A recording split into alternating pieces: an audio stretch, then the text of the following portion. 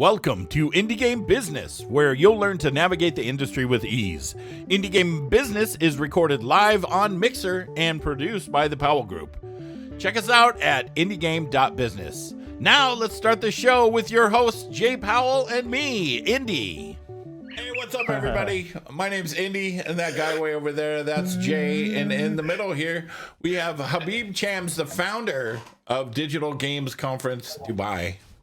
And this is Indie Game Business. Welcome, Habib. I appreciate you being here late with us. I can still see the sun's out, so it's not too late. Yeah. Hi, Jay. Hi, Indy. Hi. Thanks a lot for welcoming us on our show. On your show.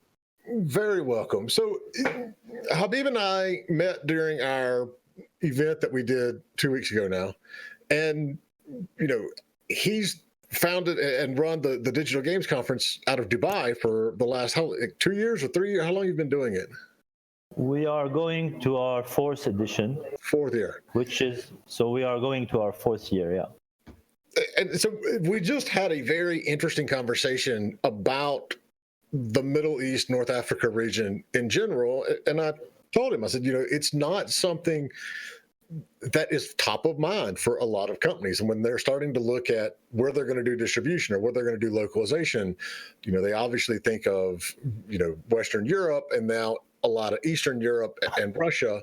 And then they get into China, maybe India, but it never seems like the Middle East, North Africa is ever in that same group that we see with everybody else. And so we just had an awesome conversation about what we can do to help that, and how we can put things in place to not only help the studios that are already there get more global recognition, but also help a lot of the developers and publishers who aren't necessarily publishing in the region and get them going. So we always start, Habib, with tell us how you actually got in the industry and what you've done and a little bit of your, progression and experience in games in general.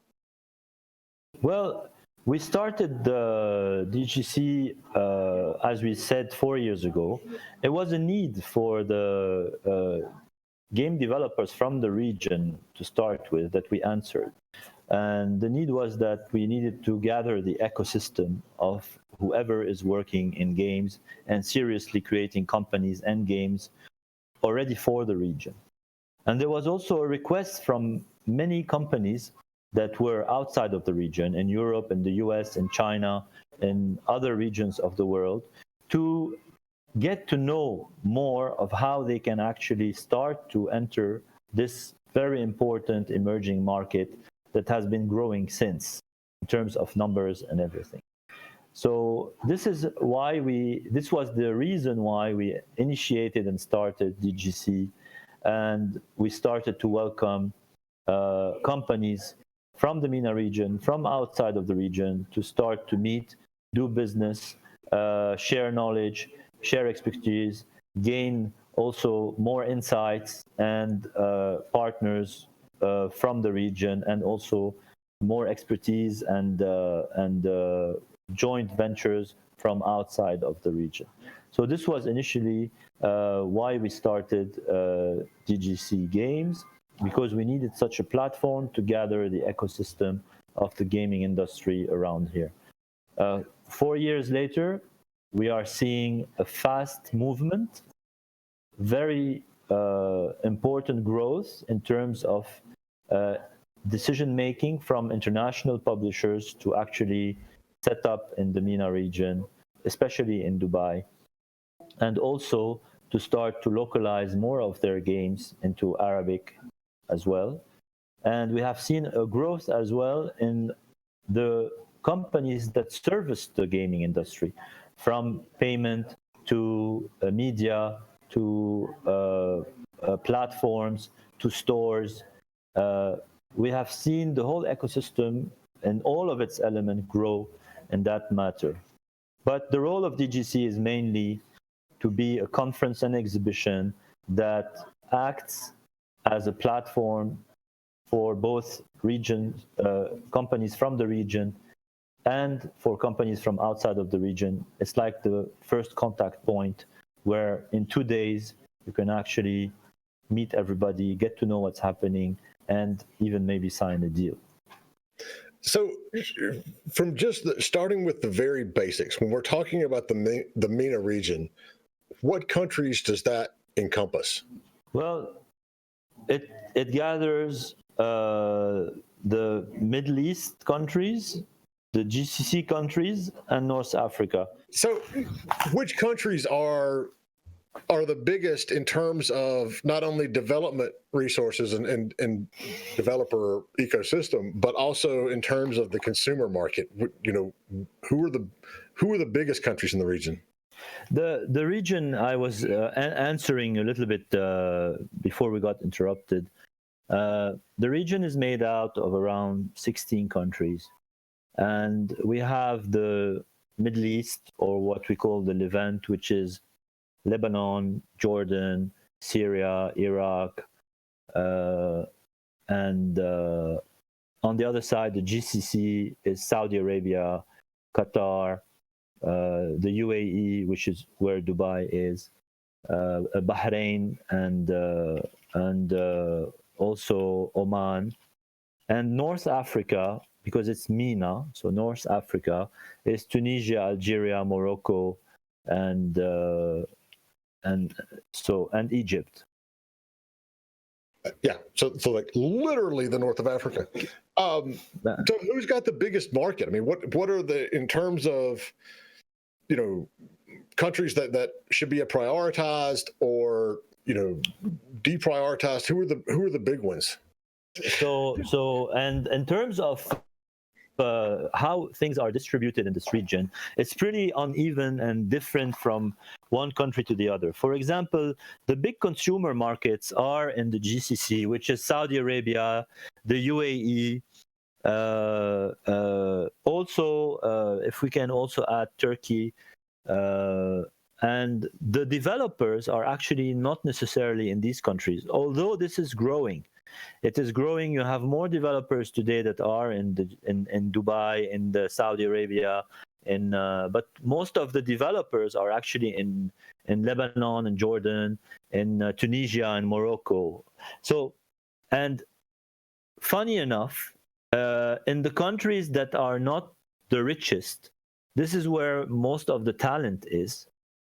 And in the country that are the richest, this is more of where the consumption is, in terms of gamers, also in terms of the capacity of gamers to actually pay into games and play games, but also in terms of other projects, like the big projects for VR, for AR, for entertainment parks, for arenas, are all also in the GCC.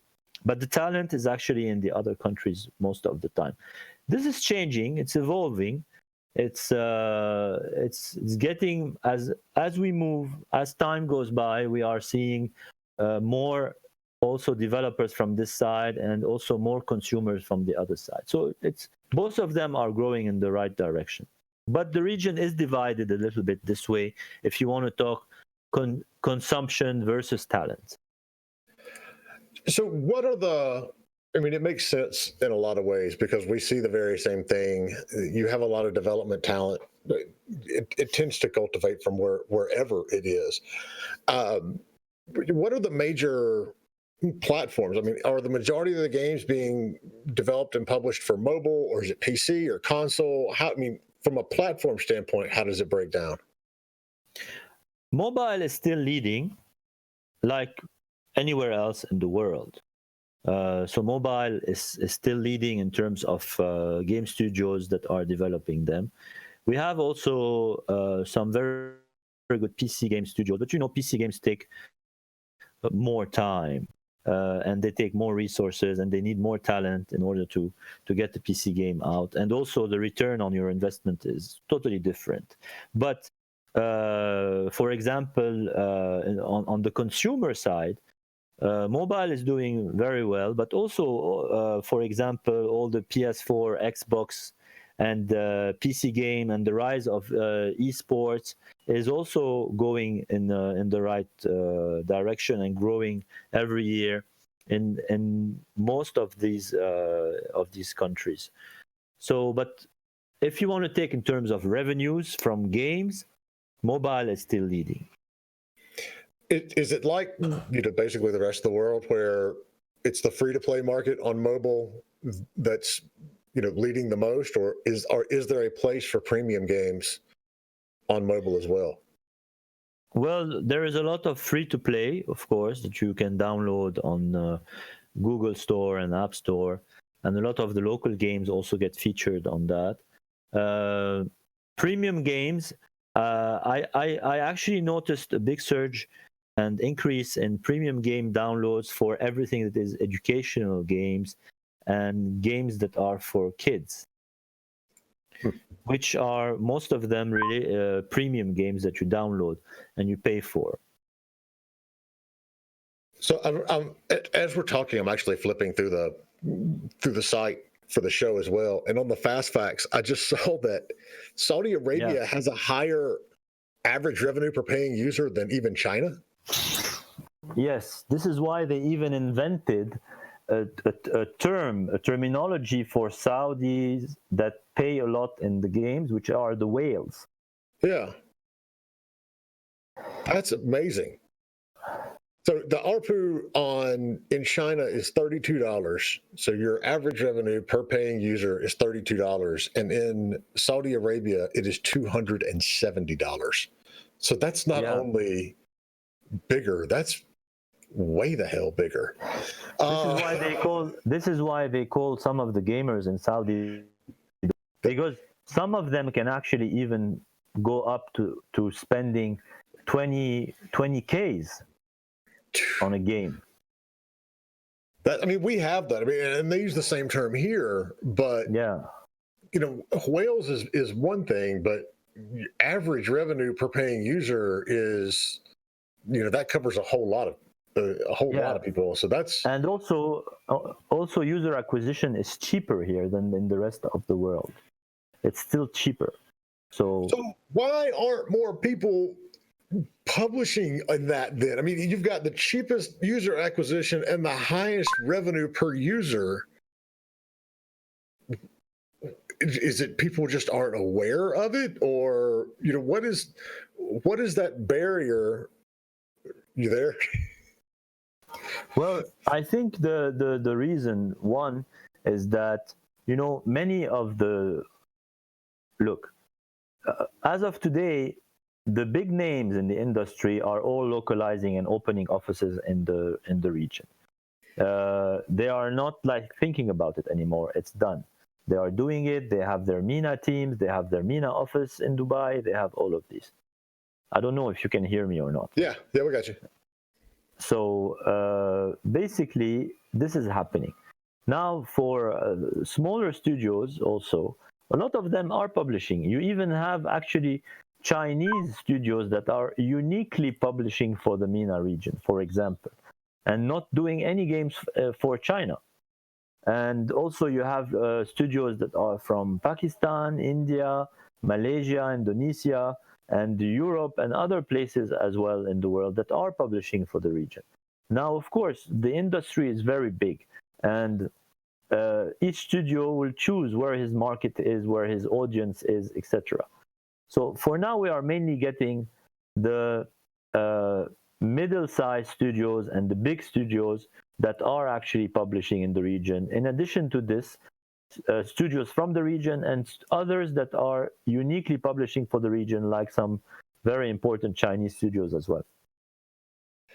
So I'm assuming when we're talking about the platforms and the stores that people are buying from, we've got Google and we've got Apple. Are there other major stores that developers and publishers need to be aware of when they're publishing their games? We have some local stores as well that are starting, like the Weezo store, and it's actually a local store. It's been there for the past 5 years, and it's also signing with publishers and presenting this opportunity and platform for the gamers in the region. But the majority is still with Google and Apple, like in the rest of the world.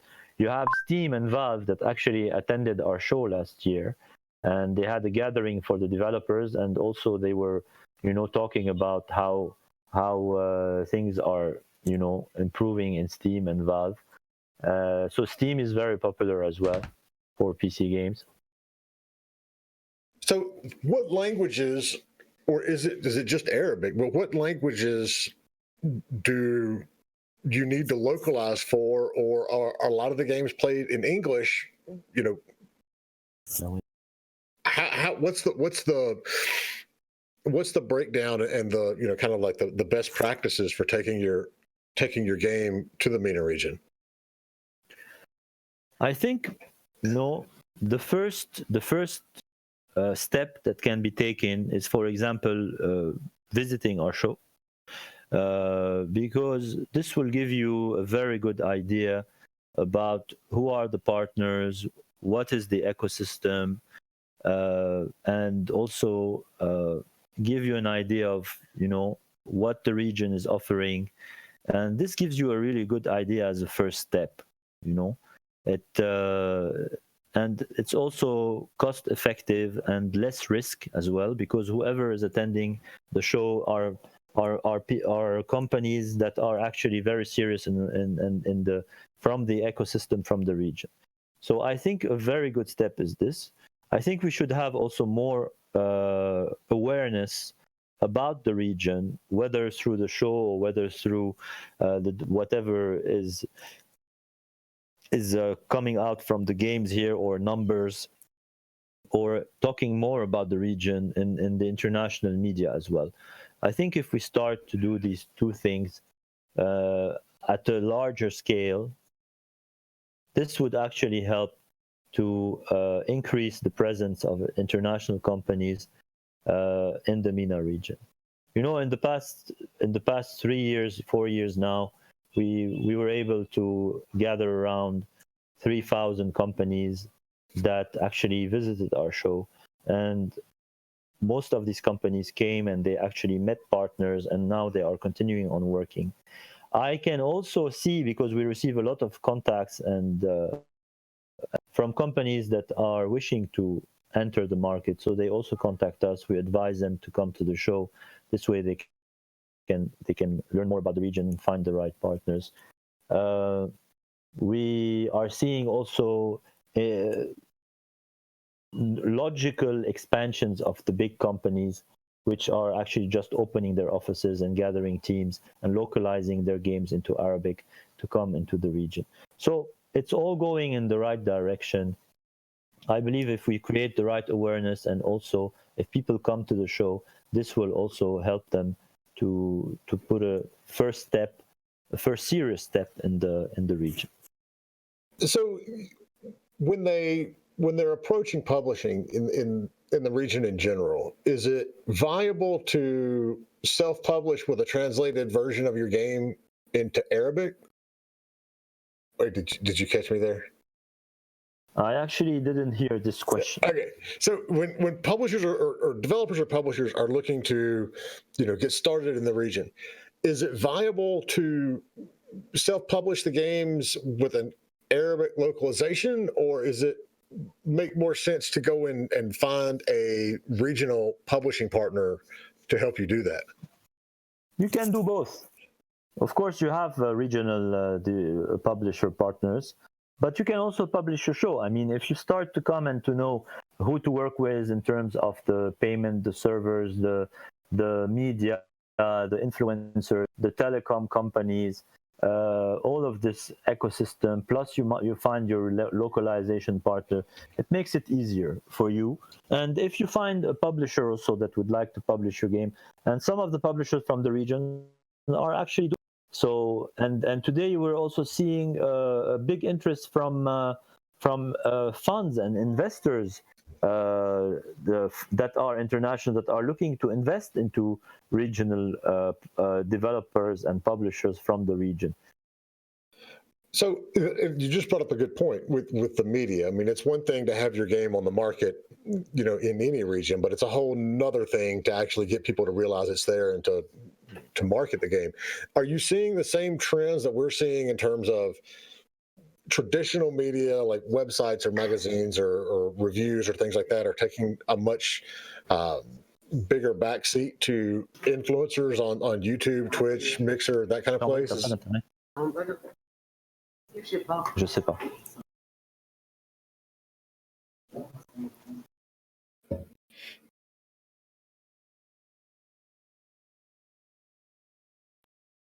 Hear the dog jumping in the Okay, background. now I think every time I need to disconnect and reconnect.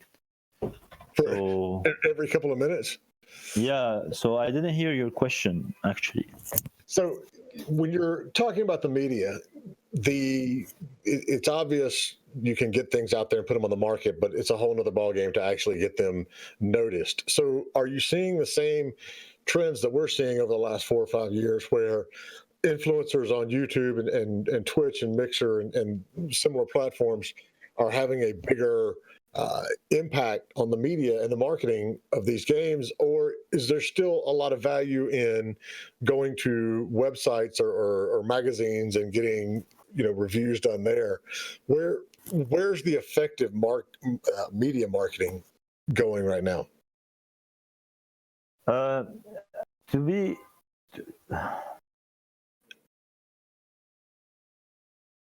so influencers and online media in general is very important in the region, because it's a very young population. They are tech savvy. They actually follow these influencers.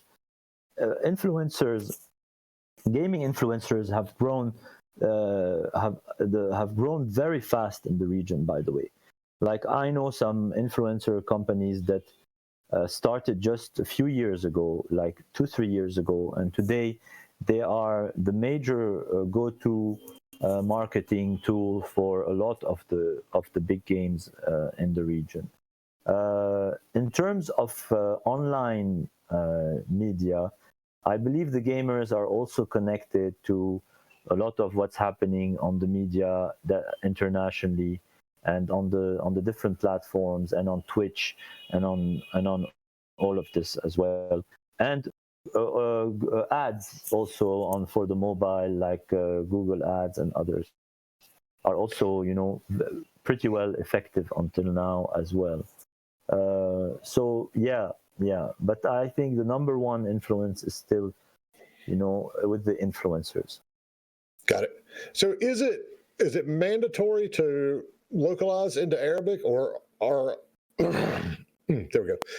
So is it mandatory to localize into Arabic, or if someone just still has an English version only, do those games get played, or is it? Of course they do. Localization is still very low in the region. Like, oh, okay. It's only 1 or 2% of what you can find on the App Store or the Google Store. It's still very low. It's basically all in English then. Yeah, it's all in English. But we have also seen that when a game is localized, it will do much better. I need to get a localization expert on to tell me, because I've done localizations all over the world, but I don't think even, in my 20 years, we've done an Arabic localization. So that would be very interesting to find out. But no, you just kind of automatically assume that if something's localized and localized well, it's going to have a better sell-through rate. But yeah, I didn't realize that it was like 98-99% of the games were in English. That's crazy. Yes, they are, and but the ones that are, I don't want to go into numbers and revenues, but for example, there are some Chinese publishers that are only doing games for the MENA region in Arabic. They don't do games for China, just for the MENA region in Arabic. They are making more revenue, and significantly more, than Fortnite or PUBG. Wow. On the mobile, for example. and they are doing much more for games that are actually totally localized, totally targeting the MENA region, not published anywhere else. They are doing much more revenues than the big names that are doing that are not localized necessarily, and that are actually big names all over the world. These games are Fortnite and PUBG and others are doing good money. It's but we when we looked a little bit on about the revenues and everything, we saw that these other games from these studios that are only in Arabic and only published in the MENA and with a local feel, like for example something historically related to the region, something, characters that are from the region, they are doing much better. That's in one way, it doesn't really surprise me that there's a lot of Chinese companies that are focusing on the region, because locally in China, they're going to have so much competition in the market. Plus, it's just a matter of actually getting certified by the government to release the game. They've kind of got the best of both worlds there, because their operating costs are going to be lower, and they're hitting an underserved market that's got a ridiculously high revenue stream attached to it. So, I mean, kudos to those companies. That's how you work with a small, or not, I want to say small, but a niche market like it's viewed right now. So that's amazing. So are there any particular genres that sell better? Is it more of that whole mid-core, the Fortnite, PUBG, Clash of Clans? Mid-core for mobile, mid-core, and also casual and hyper casual are doing very well for mobile. For PC, most of the games that are played all around the world are doing very well as well. PC and esports and online. So, it's not different than the rest of the world. VR is seeing also a big growth as well. So it's very close to the trends that are around the world, but and with the same percentage somehow, with the same equilibrium and genres. I mean, popular games that are around the world are also being popular in the rest of the MENA region. Yeah, all right, so question in chat. Oh yeah, go ahead. From Rhino Punch. What's the general desire from the local population for more locally developed games, aka games that were created from the region rather than stateside Europe, Asia built games?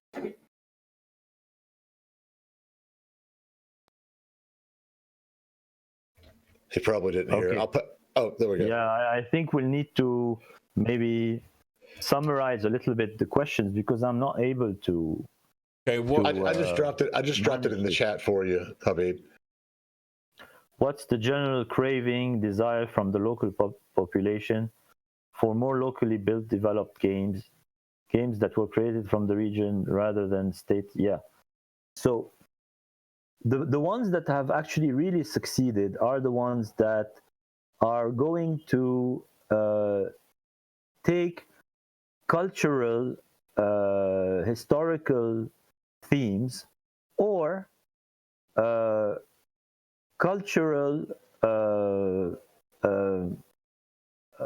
popular activities that are done in real life. It's very, very close to the culture, to summarize it, to the culture, to the history. These have done very well so far. Like if it's like let's say a local Clash of Clans, so instead of having Clash of Clans, we can have Clash of Tribes or something like this, for example. And it's about how tribes, for example, used to fight or something like that. We have a car game, for example, that did very well on mobile, and even now one of the first game to be on PlayStation as well, from a local and regional publisher. It's all about how to drive a certain car the way they do it in the GCC countries. You know, they just play with the car in a way where it stays on two wheels, you know, and you have to keep the equilibrium of the car on two wheels. So these kinds of games have actually been very popular and very successful. And there is a crave, because if they are bringing such good results and from local studios, this means that the audience and the gamers are actually keen to play these games, because I'm telling you, some of them are even doing better than the games that are coming from Europe, Asia, and the States.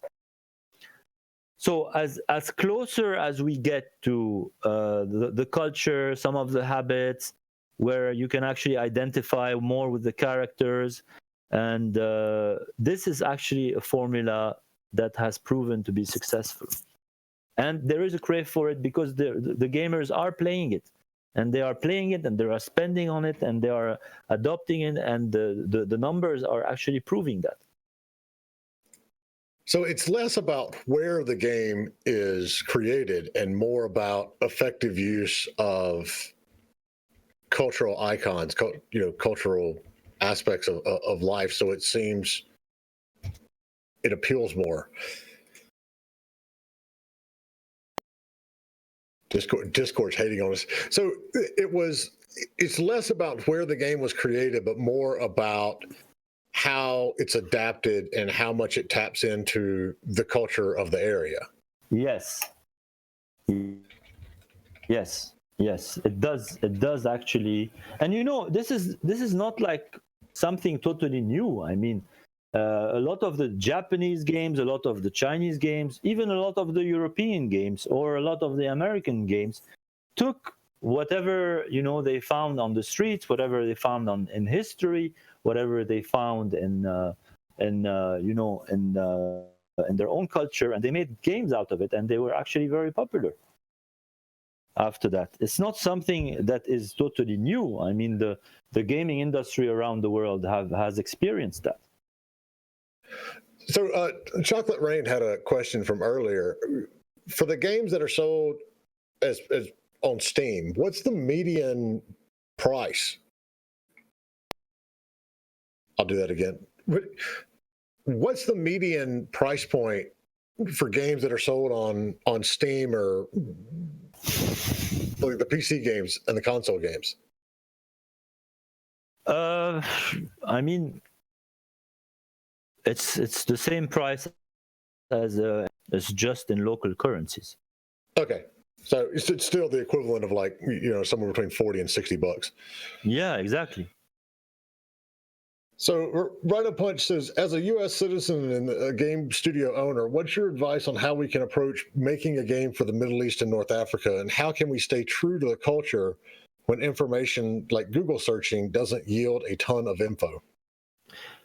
I believe, as I said, you know, a trip and a presence, for example, in our show, or to visit some studios, spend some time over there. This would actually be a good starting point to have a better idea of how to take the next step, you know, because it's not like, you know, you're just going. And we're not talking about these blockbuster studios. We're talking about smaller studios here, because the blockbuster studios, they don't have this problem. You know, they do these games that are actually going to go everywhere, and everyone is going to play them, and then you just need to make an effort on some localization. But if you are a smaller studios in the States or anywhere else, and you actually want to find a good market and opportunity in the region, the best thing to do is to come to learn more, to see how people are actually living, which games are actually doing well, and to meet the right partners that can actually help you as a studio to create and publish your game in the region. I think this is the safest and more interesting way of doing a game. If you have a game that is working everywhere else in the world, it will also work in the MENA region.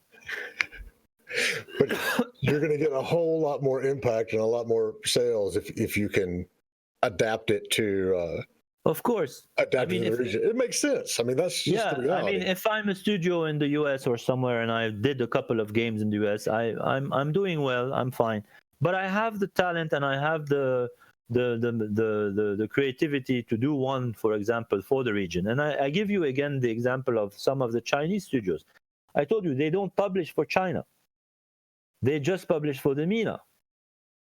So the same way these guys are doing it, which is they will go, they will study the market, they will study the culture, they will start to meet the partners, and then they will go back to China in their studio where they have their 50, 60 developers, or even 10 or even 5 developers, and they will come up with a game, you know, and then with the partners they already contacted by, I don't know, visiting our show or visiting these countries or whatever, or even having some Chinese platforms that are active in the region, like the Huawei Active App Touch and App Gallery and all of these, they will start to publish. And then these games, if they are doing well, who knows that they are made by a Chinese, or if they are made by an American, or if they are made by the other.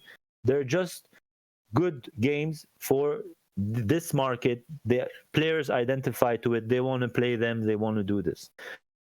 I mean, rarely does a gamer really go and check who's the publisher or developer of a game. Right? You can't get the publishers to admit that, but yes, you're right. Huh? Yeah, I said you can't get the publishers to admit that, but yes, you're right. It's No, really. I mean, I download the game, and then if I really like it, if I am a very curious guy, I will go and check who published it or who developed it. Because sometimes the publisher is not even the developer. So, but for the big games, everybody knows that, okay, Call of Duty is Activision, and everybody knows that Dota is Valve, you know. But for a big number of the games that are available, especially the mobile games, we don't really know. And maybe as a consumer, we don't really care.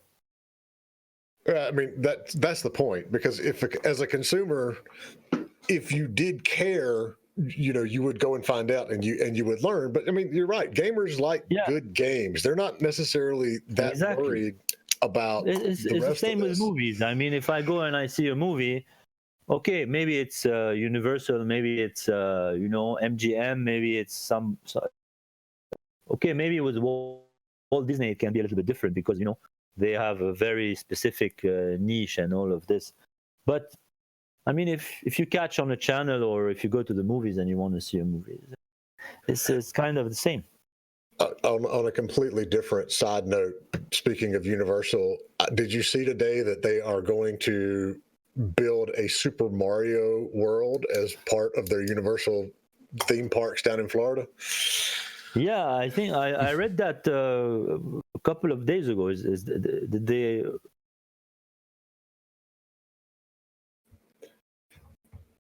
I just thought that's awesome that that we're finally going to get a Nintendo theme park.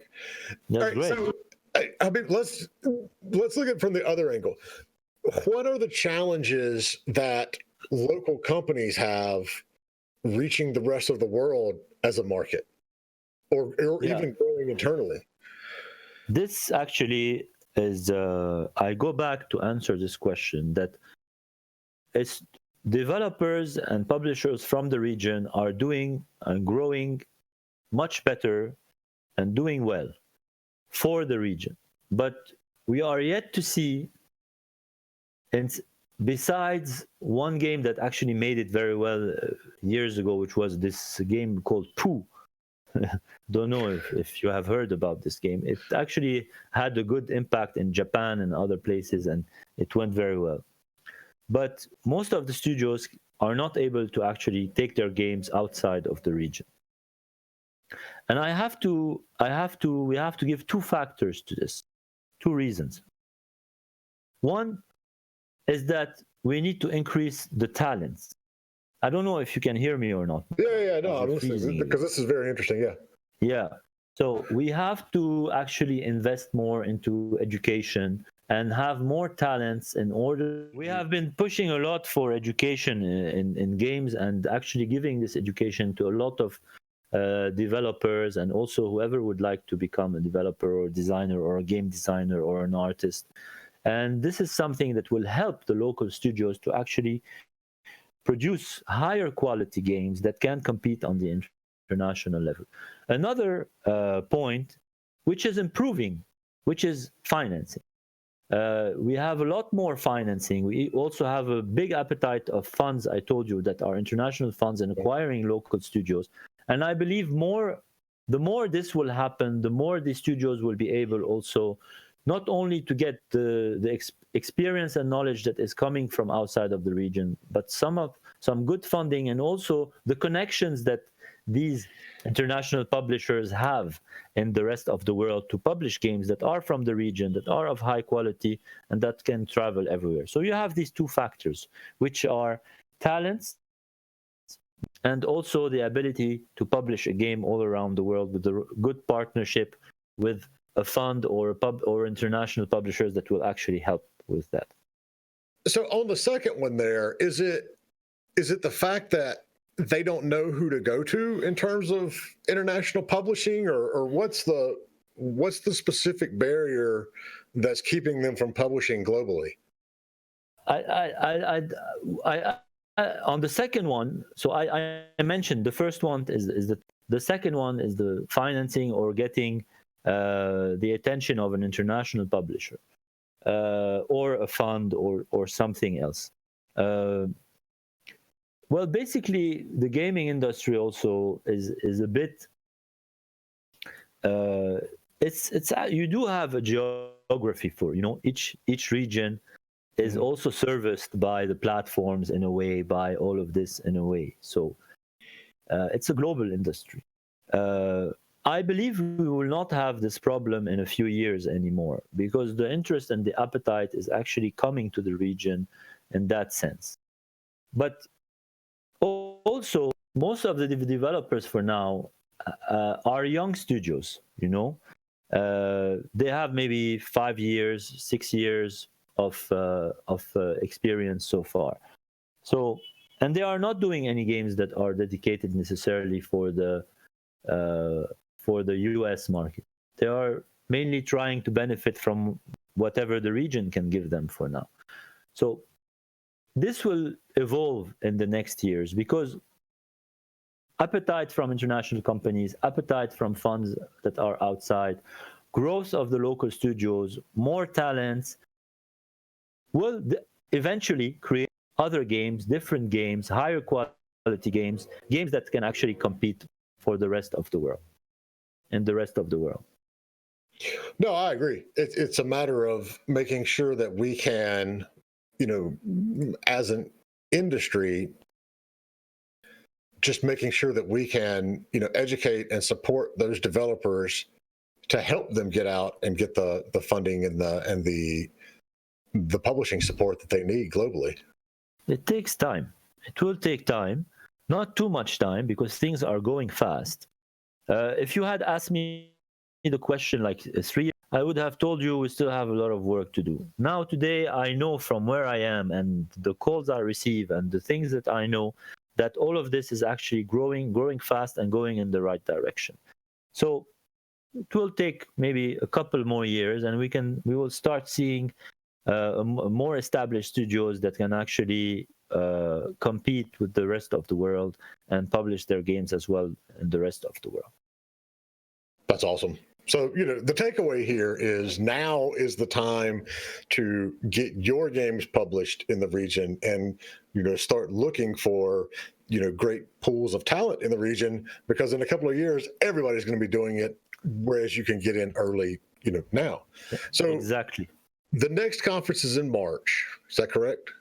4 or 5 March, yes. In Dubai, gathering the rest of the region. And we usually have many participants coming from the rest of the world. I shared the website on the Get to Know You page. I think on the indie games. Yeah, that was on the Discord server though. That's not. So I don't know where I can share it. Nah, don't worry about it. I got it right here. I just shared it for you. Yeah. So now I got to remember we have podcast people. So for the podcast people who have no idea what I just shared on the screen here, it's dgcgames.com, Digital Game Conference. games.com. Yes. Yeah. If you can copy paste what I wrote and put it here, it will give them an idea. We will. I'll get it in the. This is just the chat log for the Twitch show, so we'll get it in the description for the podcast and all that kind of good stuff as well. That way, it's out there and people know about it. I mean, technical difficulties aside, this is what happens when we try to run talk shows literally to the other side of the globe and back. What sort of parting thoughts, is there any, wisdom that you want to impart on everyone today before we wrap it up and go? I believe that the region is an opportunity for all developers all around the world. And I do encourage them to seize this opportunity at an early stage. As I told you also when we spoke the other day, that a lot of the studios and developers that are in the US, in Europe, and in other countries of the world, there is a lack of talent today also in the region. And there is a great demand for interactive content, games, VR, AR, and the rest. So they should also think about publishing, but also offering their services to others. And I believe this is something that will also start to, have them benefit from the need today in the region for professional studios that can actually offer these services as well. Bringing their games to the region as well is something that can work, because there is a great demand and there is not enough games over there for that demand. And, it's all about seizing the opportunity now, getting to do the right connections now, learning about this market, because it's the future for the next 10 to 15 years. It's going to really grow very fast and in a big way. So to put it simply, then, we're talking about a region where you're not going to have nearly the discoverability problem that you have in other regions, that has a high yield of revenue coming, per game, and that can actually be ported and launched with minimal effort. So it's like that triple play. It's a fantastic opportunity to get in there and, start learning this market now before it becomes oversaturated like everything else. Exactly. This is it. And I can see that whoever actually started to do this is really getting a very good return on their investment. So we have one last question coming in here. Night 2 says, how would an indie dev, hold on a second. All right, we're back. How would an indie dev go about getting their game localized correctly with language and dialect? Also, region-based dialect, like in South Korea, seeing how you may not able to understand the translation, check, see if it's correct. So one of the things to keep in mind, Nightwolf, is one, initially, at least for the market right now, you don't have to localize it. I mean, if 99% of the games on the market are in English, you're not forced into doing it. But two, always use a reputable localization localization company. If you don't, you can just absolutely set yourself up to fail dramatically, like Spielmaker just recognized as well. But you don't have to go and do a whole lot of different languages. Just a good Arabic language localization will help you. But at least to get started, before you get to that step, you can still release the games in English and get a good sense of the industry. You still there, Habib? All right. Well, we're up against our time slot anyway. So, want to thank Habib Chams from the Digital Games Conference in Dubai very much for coming in. And I appreciate all y'all hanging with us through the technical difficulties. But, this is what happens when you're bouncing an internet signal and a video feed and audio feed from Oregon to North Carolina to Dubai. So thanks much. We'll keep you posted. Make sure that you check us out on the web. It's indiegame.business. That's got links to not only the show and the podcast, but also to our next event, business event coming up in November. Pay attention, because we're probably switching to Mixer. Indy and I are going to figure that out over the next day or two. But Yes. Yep. other than that, y'all be good. Thank you, guys. Bye. See ya. Bye. Thanks for listening to Indie Game Business. You can learn more about the show and our online business networking events at indiegame.business.